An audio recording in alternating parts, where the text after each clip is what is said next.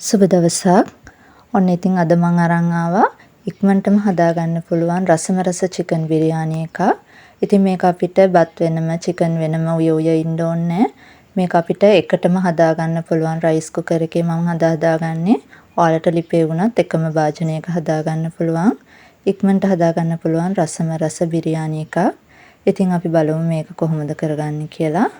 අපි මුලින්ම චිකන් ටික අනලා තියන්න ඕනේ. මම ඒකට කහ ලුණු ඒ වගේම බිරියානි මසාලා මේස හැඳි 4ක් විතර ඒ වගේම මුදෝපු කිරිත් පුරවල මේස හැඳි 4ක් විතර දානවා.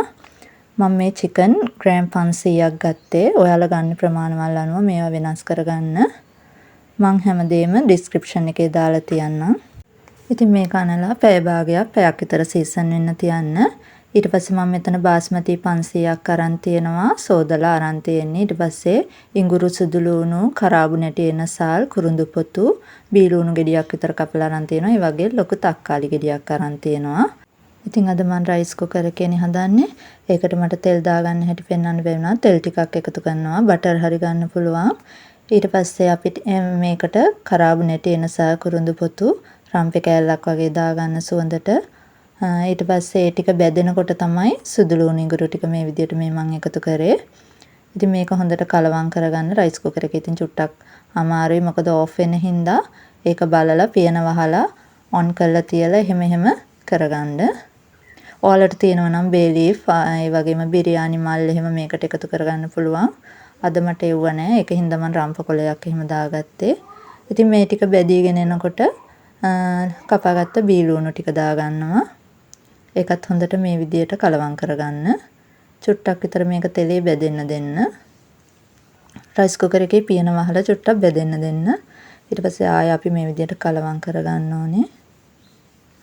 ඊට පස්සේ මම මේ සීසන් වෙන්න තියපු මස් ටික දාගන්නවා. ඒකත් දාලා හොඳට කලවම් කරගන්න. ඔයාලා ගන්න බිරියානි මසාලා එකේ රස අනුව මේකට එක ඒවා ඇඩ් කරගන්න පුළුවන්. දැන් මම ගත්ත අද බිරියානි මසාලා මම ගත්ත එකේ සැර මදි හින්දා මම පස්සේ මිරිස් කුඩු ටිකක් එකතු කරනවා.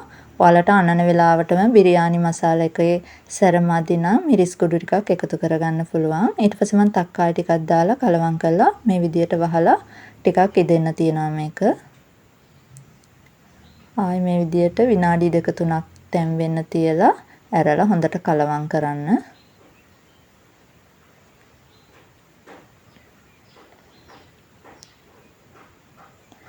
මේක බලන්න නැතුව ඉන්න එපා. එහෙම වුණොත් අඩිය අල්ලයි. දැන් මම මේකට සැර මදි හින්දා මිරිස් කුඩු චුට්ටක් දාගත්තා. ඔයාලා ගන්න බිරියානි මසාලා එකේ සැර තියෙනවා නම් මිරිස් කුඩු ඕනේ නැහැ. ඉතින් මේ විදිහට කලවම් කරලා මස් ටික විනාඩි 5ක් 6ක් විතර තැම් වෙන්න දෙන්න ඕනේ. ඊට පස්සේ මම කොත්තමල්ලි කොළ ටිකක් මේකට දාගන්නවා. අනිවාර්යෙන් කොත්තමල්ලි කොළ තියෙනවනම් අනිවාර්යයෙන්ම බිරියානි වලට එකතු කරන්න ඕන. බිරියානි එකක නියම රස එන්නේ කොත්තමල්ලි කොළ දැම්මහම. ඉතින් තියෙනව නම් එකතු කරන්න නැත්නම් ඉතින් කමක් නැහැ. ඊට පස්සේ ඒකත් මම මෙහෙම දාලා කලවම් කරලා විනාඩි 2ක් විතර වහලා තියලා ආයෙ මේ කලවම් කරනවා මම. දැන් සෝදාගත්ත හාල් ටික එකතු කරගන්න. එකතු කරලා ඒකත් හොඳට කලවම් කරගන්න. දැන් මේ බත්තට ඇති අවශ්‍ය ප්‍රමාණයට ඔයාලා ලුණු දාගන්න. චිකන් එකටත් ලුණු දාලා තියෙන්නේ. ඒකින්ද හාල් වල අවශ්‍ය ප්‍රමාණයට ලුණු දාගන්න වැඩි කරගන්න නැතුව. ඊට පස්සේ මම අර චිකන් අනලා තියපු භාජනයටම වතුර ටිකක් දාලා බතයි දෙන්න ඇති තරම්ම වතුර දාගන්න. එකපාරටම දාගන්න. ගොඩක් දාගන්න එපා. බත බෙරි වෙන්න පුළුවන්. ඔයාලා කීරි සම්බ ගන්නවා නම් ඒ හාලේ අනුව ගන්න. නැත්නම් බාස්මති ගන්නවා නම් චුට්ටක් අඩුවෙන් වගේ දාගන්න වතුර. දැන් මේ බත ඉදිලා තියෙන්නේ. මම ඒක උඩටත් කොත්තමල්ලි කොළ ටිකක් දාගත්තා. ඒ වගේම රන්වන් පාට වෙන්න බෙදපු ලුණු ටිකකුත් දාගත්තා. දාලා මෙහෙම ආයෙ වහලා විනාඩි 5ක් විතර තියනවා. දැන් මේ බත හොඳට ඉදිලා තියෙන්නේ. දැන් මම මේක හොඳට කලවම් කරගන්නවා. ඔයාලට මිංචි කොළ තියෙනවා නම් මිංචි කොළ චුට්ටක් උනත් දාන්න පුළුවන්. කොත්තමල්ලි කොළත් එක්කම. දැන් මේක කලවම් කරලා මේ විදියට ආයෙ ටිකක් වහලා තියන්න නිකන් තෙත ගතිය වගේ තියෙන හින්දා. දැන් මම ඒ අතරේ මේක කන්න ඉක්මනින්ම රයිත එකක් හදාගන්න යන්නේ. ඉතින් මේ වගේ බීරුන් ටිකක් කොටුවට වගේ කපලා තක්කාලි ගෙඩියකුත් කපලා මම මේ දාගත්තේ කොත්තමල්ලි කොළ ටිකක්. ඒකත් පොඩියට කපලා දෙහි චුට්ටකුත් දාලා ලුණු චුට්ටකුත් දාලා මේ වගේ කලවම් කරන්න. ඉතින් රයිත එක මීට වඩා දේවල් තියෙනවා ඇඩ් කරන්න. මේක තමයි ලේසිම එක.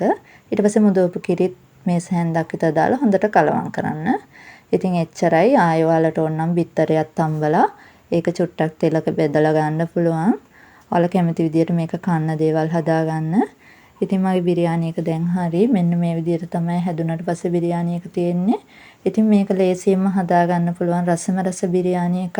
ඔයාලත් මේක අනිවාර්යෙන් හදලා මට කමෙන්ට් එකක් දාන්න. තාම මගේ channel එක subscribe කරලා නැත්නම් subscribe කරන්න කියලාත් මම ඉල්ලනවා. ඉතින් එහෙනම් අදට මම ගිහිල්ලා එන්නම්.